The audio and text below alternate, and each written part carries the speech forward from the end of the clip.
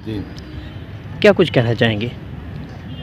Sir, सबसे पहले तो मैं आपके इस चैनल का शुक्रगुज़ार हूँ कि आप हर वक्त आवाम की मुश्किलात को बारूए कार लाकर और हुक्काम बाला तक पहुँचाते हैं और ताकि आवाम की जो मुश्किलात हो उसको वो दूर हो सके।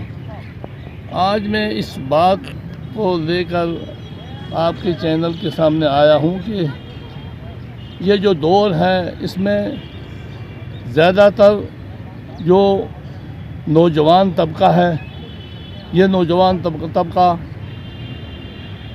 ड्रग्स और मंशियात की तरफ ज़्यादा माइल हो रहा है और जो कुछ लोग ऐसे हैं जो अपने बच्चों को इससे हटाकर और वो किसी कारोबार में लगाना चाहते हैं। कहीं जो है देखते हैं कि भाई हमारे बच्चे दिन भर बिज़ी रहें और अपने कारोबार में लगे रहें ताकि जो है हर परेशानी से और हर इस आजकल के माहौल से, आजकल की इस परेशानी से दूर रहे।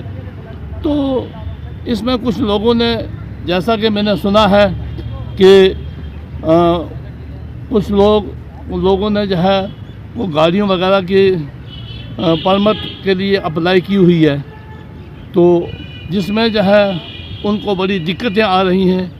तो पुंछ के अंदर ARTO साहब है ही नहीं है, तो वो लोग बेचारे जो है जिन लोगों ने कोई रिक्शा वगैरह के या इस चीज़ के जो है रोज़गार के कोई परमिट वगैरह के लिए अप्लाई की हुई है, तो ARTO साहब नहीं है और एक तहसीलदार साहब को जो है लगाया हुआ है। वो अपने दफ्तर का काम करें या ARTO साहब का काम करें, दो काम नहीं हो सकते। लिहाजा एडमिनिस्ट्रेशन से हम तो चाहते हैं और आवाम भी चाहती है कि जो अच्छा अनेस्ट आदमी हो वो लाया जाए ताकि आवाम की सहूलियत, आवाम की परेशानी को दूर हो सके। तहसीलदार साहब को लगाया था ARTO, वो तहसीलदार भी थे, ये काम भी करते थे वहाँ भी।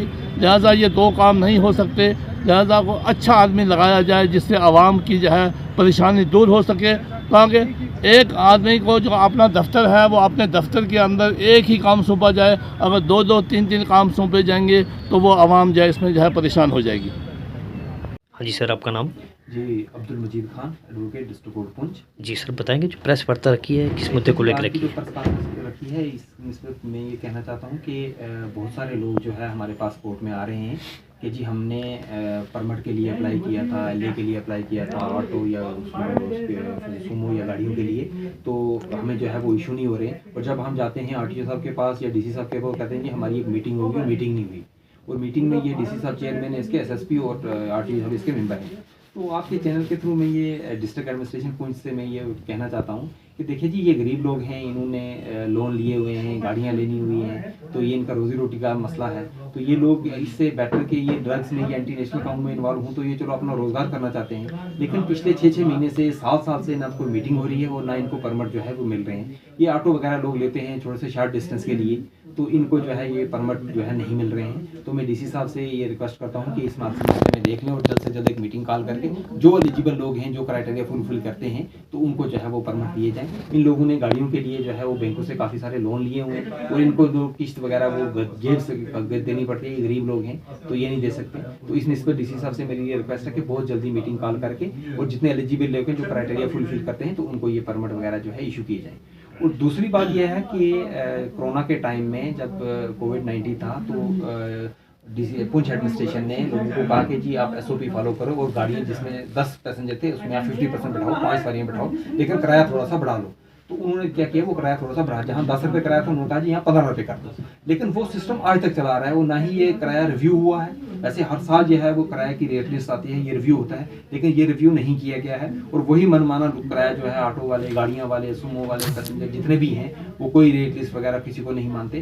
तो इस निस्बत जो है मैं डिस्ट्रिक्ट एडमिनिस्ट्रेशन से, खासकर DC साहब से या ARTO साहब से, कि इस निस्बत में जो है वो एक अहकाम जारी करें और जितना किराया जिस किलोमीटर के हिसाब से जो एज पर द गाइड, जो ट्रांसपोर्ट डिपार्टमेंट की जो गाइडलाइन है, उनकी जो इंस्ट्रक्शन है उसके मुताबिक रेट लिस्ट करें और स्ट्रिक्टली इसको फॉलो करें। देखिए जी, ये गरीब लोग हैं, अगर गाँव से चल के पुंछ में आते हैं तो इनको 100 रुपया तो 20-25 आने के, 20-25 जाने के 100 रुपया तो गरीब आदमी पुंछ में जाके लेगा क्या?